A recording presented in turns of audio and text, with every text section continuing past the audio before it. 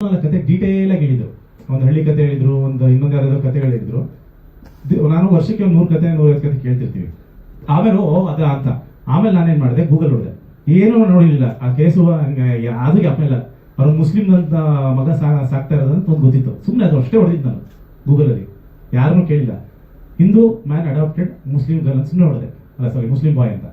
ಅದೇ ಬಂದ್ಬಿಡ್ತು ಕೇಸು ಇದರಲ್ಲಿ ಗೂಗಲ್. ಅದಕ್ಕೆ ಹೇಳಿದ್ರು ಒಂದ್ಸರಿ ಹೊಡೆಗೆ ಬಂದ್ಬಿಡುತ್ತೆ ಅಂತ. ಅದನ್ನೇ ನನಗೆ ಹೇಳಿದ್ದು ಅಷ್ಟೇ. ನನಗೇನು ಅದು ಯಾವ್ದು ನೆನಪಿರಲಿಲ್ಲ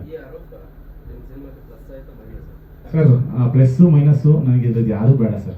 ನೆಗೆಟಿವ್ ಪಬ್ಲಿಸಿಟಿ ನನಗೆ ಬೇಡಲೇ ಬೇಡ. ನಾನು ಜೆನ್ಯೂನ್ ಫಿಲಮ್ ಮೇಕರ್ಸ್. ನಮಗೆ ಜೆನ್ಯೂನ್ ಆಗಿ ಸಿನಿಮಾನ ಜನ ಇಷ್ಟಪಡಬೇಕು. ನನಗೆ ಇದು ಯಾವ ಪುಕ್ಷಟೆ ಪಬ್ಲಿಸಿಟಿ ಅಂತ ನಮ್ಗೆ ಬೇಡ.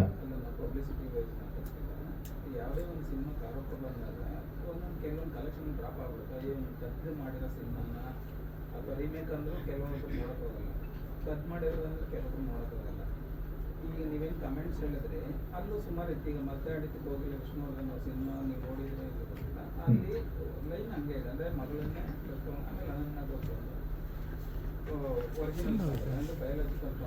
ಸರ್ ಎಲ್ಲ ಯಾವುದು ಹೊಸ ಸರ್. ಒಂದು ಸ್ವಂತ ಕತೆ ಅದು ಯಾರು ಯೋಚನೆ ಮಾಡದಿರೋದ್ ರೀತಿ ಯಾರು ಮಾಡಕ್ ಆಗದೇ ಇಲ್ಲ. ಯಾರ್ದಾರು ಲೈಫಲ್ಲಿ ಏನೋ ನಡೆದಿರುತ್ತೆ. ಈಗ ಸಿಂಪಲ್ ಆಗಿ ಹೇಳ್ತೀನಿ ಕೇಳಿ, ಲವ್ ಮಾಕ್ಟೇಲ್ ಬಂದಿದೆಯಲ್ಲ ಸರ್, ಅದು ಬಂದು ನಿಮಗೆ ಸೆಕೆಂಡ್ ಹಾಫ್ ಅದೇನು ಗಂಡ ಹೆಂಡತಿದು ಸಂಬಂಧ ಅಥವಾ ಇದಿದೆ, ಹಾಲುಜಿನು ಅದೇ ಅಮೃತಧಾರೇನು. ಅದ್ರ ಮುಂದಕ್ಕೂ ಇನ್ನೂ 1000 ಪೀಸ್ ಬರುತ್ತೆ. ಆದ್ರೆ ಸ್ಕ್ರೀನ್ ಪ್ಲೇ ಅಂತ ಹೇಳ್ತಾರೆ. ಆ ಕ್ಯಾರೆಕ್ಟರೈಸೇಷನ್, ಸ್ಕ್ರೀನ್ ಪ್ಲೇ ಅದೆಲ್ಲರದು ಒಂದೊಂದೊಂದೊಂದು ಬೇರೆ ಬೇರೆ ತರ ಬರ್ಕೊಂಡು ಹೋಗ್ತೀವಿ. ಈಗ ಇದಕ್ಕೆ ಬರೋಣ, ಅದು ಲವ್ ಮಾಕ್ಟೇಲ್ 2 ಅಲ್ಲಿ ಬಂದು ಪರಮಾತ್ಮದಲ್ಲೂ ಅದೇ ಹಾಲುಜಿನೇಷನ್ ಸೇರಿರುತ್ತೆ ಅಲ್ವಾ.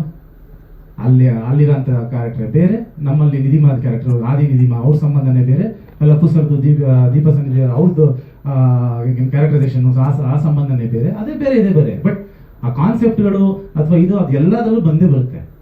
ಅದು ಮೀರಿ ಯಾರು ಕತೆ ಮಾಡಕ್ ಸಾಧ್ಯ ಇದೆಯಾ ಇವತ್ತಿಗೆ?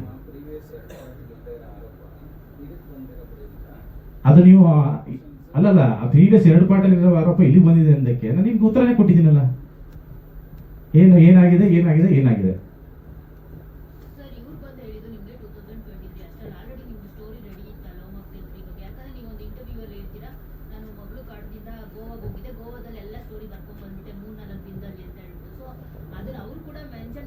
ಸ್ಟೋರಿ ಬರೆಯಕ್ಕೆ 3-4 ದಿನ ಸಾಕಾಗ್ಬಿಡುತ್ತಾ? ಇಲ್ಲಿ ನಮ್ಮ ಸ್ಟೋರಿ ಹೇಳಿದನ್ನ ಕೇಳ್ಬಿಟ್ಟು ಸೀದಾ ಅದನ್ನ ಬರ್ಬಿಟ್ಟಿದ್ದಾರೆ ಅಂತ ಹೇಳಿ 2023ರಲ್ಲಿ 2023 ಕತೆ ಹೇಳಿದ್ರೆ ನಾನು ಅದನ್ನ 2025 ತನಕ ಕಾತ್ಕೊಂಡು ಅವಾಗ ಹೋಗಿ 3-4 ದಿನದಲ್ಲಿ ಯಾಕಮ್ಮ ಬರಲಿ.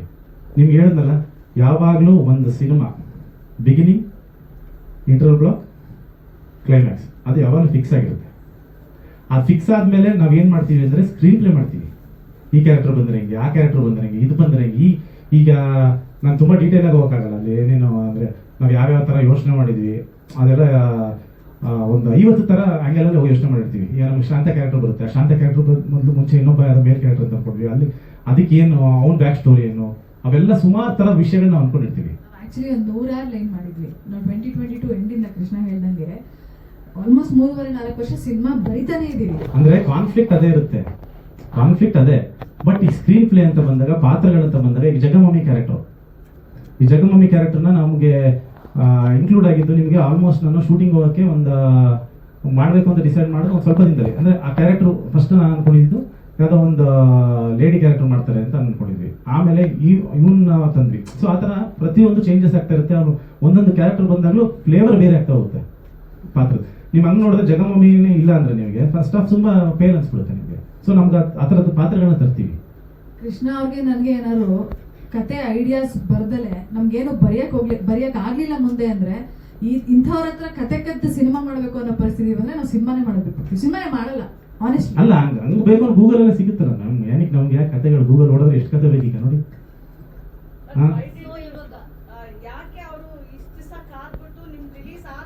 ಮ್ಯಾಮ್ ನೀವು ಲೇಟಾಗಿ ಬಂದ್ಬಿಟ್ರಿ, ನಾ ಎಲ್ಲ ಉತ್ತರ ಕೊಟ್ಬಿಟ್ಟೆ, ಸಾರಿ. ಅಲ್ಲ ಫುಲ್ ಎಕ್ಸ್ಪ್ಲೈನ್ ಮಾಡಲ್ಲ, ಎಲ್ಲ ಫುಲ್ ಎಕ್ಸ್ಪ್ಲೈನ್ ಮಾಡ್ಬಿಟ್ಟೆ, ನೀವು ಜಸ್ಟ್ ಮಿಸ್ ಆದ್ರೆ ಮತ್ತೆ ನಿಮ್ಗೆ ಒಂದ್ಸಲ ಹೇಳ.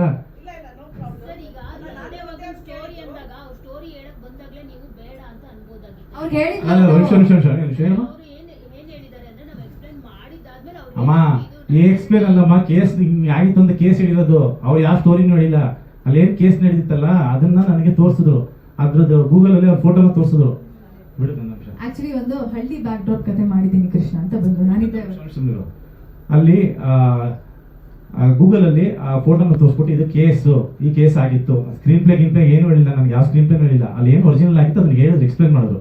ನಾನು ಈಗ ಫುಲ್ ಕೇಳಿಸ್ಕೊಳ್ಳೋದೇನೆ ನಾನು ಹೆಂಗೆ ಹೇಳಿ, ನಾನು ಅಲ್ಲೇನು ಹೇಳಿದ್ರಲ್ಲಿ ಸೇಮ್ ಕಾನ್ಸೆಪ್ಟ್ ಅಪ್ಪ ಮಗಳದ್ದು ನಾನು ಮಾಡ್ಕೊಂಡಿದ್ದೀನಿ ಅಂತ ಹೇಳಿದ್ರು ಅಂತ ಹೇಳಿದ್ರಲ್ವ. ನಾನು ಅದೇ ಹೇಳಿರೋದು, ನಾನು ಸೇಮ್ ಕಾನ್ಸೆಪ್ಟ್ ಮಾಡ್ಕೊಂಡಿದ್ದೀನಿ, ನಮಗೆ ಗೂಗಲಲ್ಲಿಂದ ನಮಗೆ ಕತೆ ಬೇಡ, ನನಗೆ ತಲೆ ಇದೆ, ನಾನೇ ತಲೆನ 4 ವರ್ಷ ಕೆರ್ಕೊಂಡು ಬರ್ಕೊಂಡು ನಾವು ಸ್ಕ್ರೀನ್ ಪ್ಲೇ ಮಾಡ್ತೀವಿ, ನಮ್ಗೆ ತಾಕತ್ತಿದೆ, ನಾವು ಮಾಡಿದ್ವಿ.